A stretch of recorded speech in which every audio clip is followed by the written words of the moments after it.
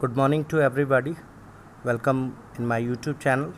Today we are going to discuss the second part of chapter 2, and this is the base of the email structure and other parts of the internet services. Now here is some part of the email addresses. As we all know that when we open an email address, there are some components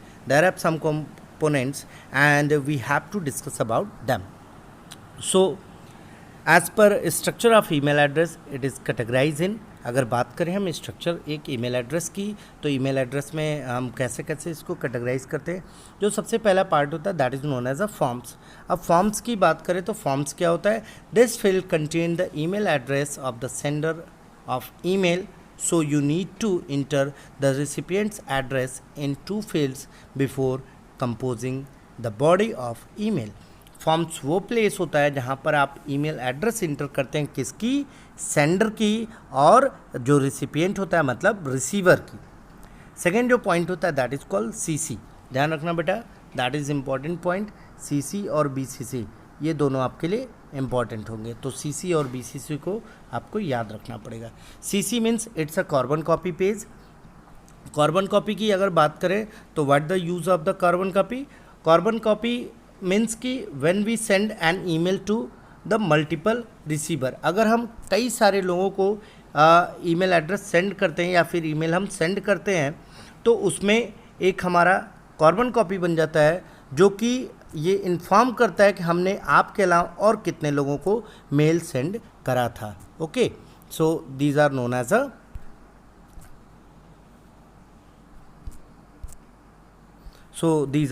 a carbon copy. So when we send a message to multiple recipient, use CC fields that email address mentioned in the field that visible to all recipient of the mail, that is called carbon copy. मतलब अगर एक आदमी को आपने CC में जितने address आप रखेंगे वो सारे एड्रेसेस एक दूसरे के लिए विजिबल होंगे. Second point is about the BCC. बेटा बीसीसी का एग्जाम्पल या बीसीसी की डेफिनेशन आप ठीक सीसी के उल्टे फॉर्म में समझिएगा. अगर सीसी में सारे लोग एक दूसरे की इन्फॉर्मेशन विजिट करेंगे, देखेंगे, इट्स मीन कि बीसीसी में सिर्फ और सिर्फ जिसको मेल भेजा जाएगा या जितने लोगों को मेल भेजा जाएगा वो सिर्फ अपनी एड्रेस को इन्फॉर्म करेंगे, वो दूसरे का एड्रेस नहीं देख पाएंगे.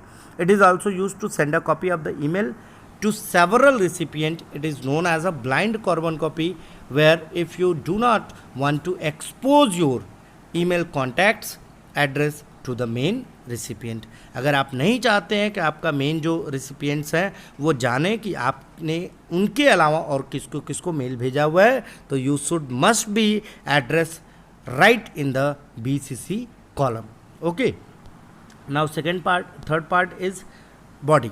बॉडी क्या होता है बेटा? Body is the part where you are write the message. एक ऐसा हिस्सा जहाँ पर आप मैसेज को कंपोज करते हैं, आप ईमेल को लिखते हैं. नेक्स्ट पॉइंट है attach files. Attach files is a basic part of the email जहाँ पर आप फाइल्स को अटैच कर सकते हैं, and that should be in the form of the videos, audios और any kind of PDF files. ध्यान रखिएगा. But one thing should be in your mind कि हम जब फाइल अटैच करते हैं that should not be increases more than 25 MB. ध्यान रखिएगा, ये 25 MB से ज़्यादा का अटैचमेंट नहीं एक्सेप्ट करता है.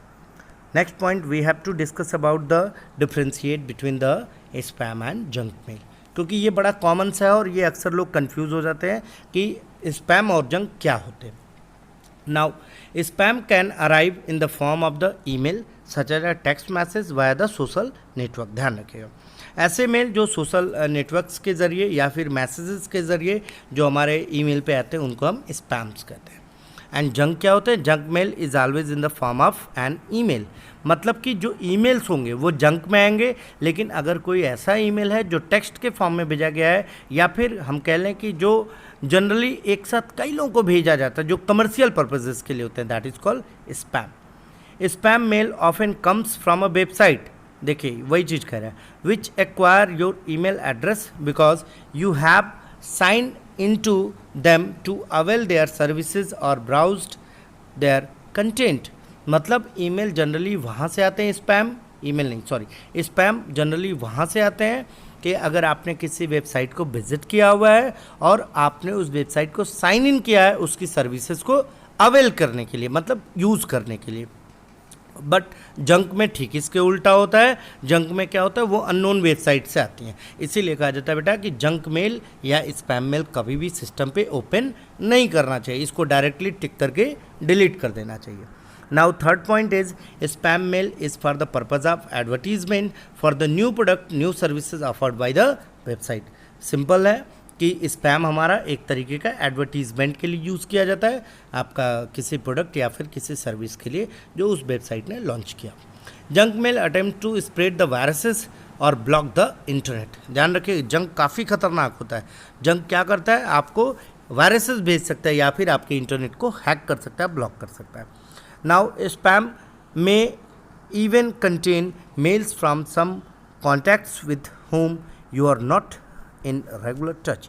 सपोज दैट कि किसी ने आपको मेल किसी ने काफ़ी लंबे समय के बाद किया, लेकिन वो मेल भी आपको आता है। कारण क्या होता है कि आप उनसे कहीं ना कहीं टच में ज़रूर होते हैं, बट रेगुलर टच में हो ना हो उससे कोई मतलब नहीं है। जैसे मैंने आपको डेली मेल किया तो वो मेल मेरा जाएगा इनबॉक्स में, लेकिन अगर मैंने 6 महीने के बाद आपको मेल किया तो वो मेल आपका कहाँ चल जाएगा, वो आपका सीधे बॉक्स में चला जाएगा। और किस बॉक्स में जाएगा, स्पैम बॉक्स में। लेकिन जंक में क्या होता है, ये पूरी तरीके से वही फिर ऊपर से कह रहे हैं अननोन सोर्सेज होते हैं, इसका कोई सोर्स आप आइडेंटिफाई नहीं करते हैं। तो ध्यान रखिएगा जंक मेल कभी भी आए तो उसको सीधे आपको डिलीट करना है। Now next thing about the protocol. As we have earlier discussed, what is protocol? Protocol is the set of rules that coordinate of the exchange of information. Both the sender and receiver should follow the same protocol to communicate the data. कह रहा है protocol एक प्रकार का नियमों का समूह होता है जो इन्फॉर्मेशंस को एक्सचेंज करता है और सेंडर और रिसीवर को सेम प्रोटोकॉल का यूज़ करना होता है कम्युनिकेट करने के लिए एक दूसरे के साथ। कुछ प्रोटोकॉल्स यहाँ डिस्कस किए गए हैं, let we discuss about them. Protocol on the web कौन कौन से होते हैं, सबसे पहला है HTTP, that is known as a hyper text transfer protocol. Hyper text transfer protocol क्या होता है, it is a protocol that transmit hyper text over the network. It is a stateless protocol of the web. कह रहा है कि hyper text transmit protocol का actual क्या काम होता है, वो आपके टेक्स्ट को, हाइपर टेक्स्ट को ट्रांसमिट करता है किसके ऊपर, वेब के ऊपर, मतलब इंटरनेट के ऊपर। नेक्स्ट कह रहा है SMTP। SMTP known as a simple mail transfer protocol. Simple mail transfer protocol क्या होता है, ये एक प्रकार का ईमेल प्रोटोकॉल होता है जो ईमेल के मैसेजेस को रिसीव करने के काम में आता है। मतलब आप जब ईमेल सेंड या रिसीव कर रहे होते हो तो उस दौरान SMTP वर्क करता है। Next point is about the FTP। FTP known as a file transfer protocol. You know very well, it is used for transmit the files or any kind of data over the computer or server। Example के लिए एक file जिला करके site दिया गया, आप उसका use कर सकते हैं FTP साइट को यूज़ करने के लिए या फिर सॉफ्टवेयर्स को डाउनलोड करने के लिए। नेक्स्ट और पॉइंट है VoIP, दैट इज़ कॉल, मैंने पहले बताया था वॉइस ओवर इंटरनेट प्रोटोकॉल। इसका हम जनरली यूज़ किसके लिए करते हैं, communication, voice communication over the IPs, मतलब इंटरनेट कॉलिंग जो आप करते हैं that is done through the VoIP। Next हमारा पार्ट है POP। POP मैंने पहले ही बता दिया, ईमेल कम्युनिकेशन प्रोटोकॉल होता है। नेक्स्ट पॉइंट है IMAP। IMAP की बात करें तो ये भी एक तरह का ईमेल प्रोटोकॉल होता है। POP याद होगा आपको, मैंने बताया अभी थोड़ी देर पहले पिछले क्लास में कि POP प्रोटोकॉल जो होता है वो हमारा मैसेज रिसीव करने के लिए होता है और IMAP हमारा क्या होता है, मैसेज सेंड करने के लिए रिसीव वर्क करता है। नेक्स्ट पॉइंट है कुछ वेब सर्विसेज के बारे में, जिसमें सबसे पहला पॉइंट है that is called video conferencing. As you all know that what is video conferencing, जहाँ पर ढेर सारे यूज़र एक दूसरे के साथ वीडियो मोड में कनेक्ट होकर के आपस में डिस्कशन को परफॉर्म करते हैं, and that is called video conferencing। A video conference is a live visual connection between two or more people residing a separate location for the purpose of communication. At its simplest, video conferencing provides transmission of static images and text between the two locations. As its most sophisticated, It provides transmission of full motion videos, images and high quality audios between the multiple location. Simple is that कि video conferencing इस तरह की service है जहाँ पर आप live भी आ सकते हैं या फिर विजुअल अपना डेटा भी आप शेयर कर सकते हैं दो अलग अलग लोकेशन से. ओके, मीन्स कि it is use for establish the communication from a different locations. तो आई होप सो दैट समझ में आई होगी बात. वीडियो कॉन्फ्रेंसिंग के थ्रू हम अलग अलग लोकेशन से अलग अलग लोगों के साथ कम्युनिकेट कर सकते हैं एक अच्छी और फुल मोशन वीडियोज़ या कह लीजिए एक अच्छी बैंडविड्थ के साथ. नेक्स्ट जो पॉइंट है that is called e learning. E learning तो आज के डेट में काफ़ी इंपॉर्टेंट है और आप सब जानते हैं अच्छे से. E learning means electronic learning. It refers to a wide range of the application that process designed to provide the guidance of delivering information to the student, faculties for employees of a company through electronic means. Electronic means के through जो भी चीज़ें आप provide करते हैं any kind of learning, वो चाहे आपका मैगज़ीन हो, चाहे आपकी डेली डिटेल्स हो, चाहे डेली आपका वर्किंग क्राइटेरिया हो, ये सारा का सारा किसका पार्ट होता है? ई लर्निंग का. क्योंकि यहाँ पर हम जो भी डेटा प्रोवाइड कर रहे हैं वो किसके थ्रू कर रहे हैं? इलेक्ट्रॉनिक्स वे के थ्रू, इंटरनेट के through, and that is called e learning. Next जो पार्ट है that is called e banking. E banking की बात करें तो what is e banking? E banking एक तरीके का इलेक्ट्रॉनिक बैंकिंग होता है which is allow us to perform the banking services, banking transactions without reaching the bank. E banking का मतलब होता है कि आप ई बैंकिंग, इंटरनेट बैंकिंग, सारा आप बैंक से रिलेटेड सारा वर्क आप अपने घर पे परफॉर्म कर सकते हैं बिना बैंक विजिट किए हुए, and that is called e banking. Next point पे चलते हैं that is called E shopping. ये तो आई होप सो दैट आपका सबसे फेवरेट पॉइंट है क्योंकि आप सब ई शॉपिंग का काफ़ी ज़्यादा यूज़ करते हैं and that is use for selling और बाइंग द प्रोडक्ट और services over the internet.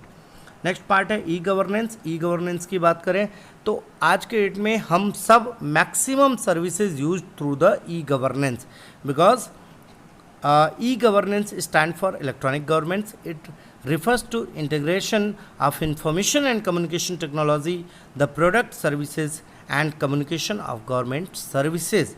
It help us government to improve their efficiency of services delivery and exchange the information in the public domain. कह रहा है e governance में हम governance के ज़रिए जितनी भी सेवाएं वो सारी उपयोग करते हैं और इसके ज़रिए सरकारों को भी अपने सर्विसेज में सुधार करने की एक जानकारी मिलती रहती है. कुछ मेजर ई सर्विसेज हैं अपने इंडिया में, इसके बारे में हम लोग वन बाय वन डिस्कस कर लेते हैं. सबसे पहला पॉइंट है ई आधार. आपको पता है अगर आधार में किसी तरह का कोई भी चेंजेस करना है तो you can visit the Aadhaar website and you can do it. आप इसको कर सकते हैं. दूसरी अगर बात करें हम तो that is called CBSE. CBSE की बहुत सारी वेबसाइट है जो कि आज के डेट में ऑनलाइन हम यूज़ करते हैं. थर्ड पॉइंट बात करें डिजी लॉकर. आपको पता है कि आपका जितना भी डॉक्यूमेंट है मार्कशीट से लगाए, सर्टिफिकेट से लगाए, वो सारा आप रख सकते हैं. एम परिवहन is the new services of vehicles. आप गाड़ियों के पेपर वगैरह आप रख सकते हैं इसके ऊपर. ई डिस्ट्रिक्ट, जिससे आपके डिस्ट्रिक्ट की सारी इन्फॉर्मेशन आपको मिल सकती है. EPFO जो वर्कर्स होते हैं जो कहीं भी काम करते हैं किसी भी ऑर्गेनाइजेशन में एक संगठित क्षेत्र में, उनका एक फंड पैसा एलोकेट होता है, पैसा कटता है जो कि EPFO डिपार्टमेंट के थ्रू जाता है. ई पंचायत, गांव की अगर आपको अपनी डिटेल निकालनी है तो ई पंचायत के थ्रू आप निकाल सकते हैं. ई पासपोर्ट, आजकल पासपोर्ट की भी सर्विसेज आपकी इलेक्ट्रॉनिक वे में मिलती हैं. और PMKVY, प्रधानमंत्री कौशल विकास योजना, ये भी एक तरह का ई गवर्नेंस सर्विस है जो कि इंडिया में सबसे ज़्यादा आज के डेट में फेमस है. नेक्स्ट हम लोग पार्ट पे बात करेंगे बट आज के लिए I hope so that is sufficient. बाकी अगली क्लास में. Thank you so much.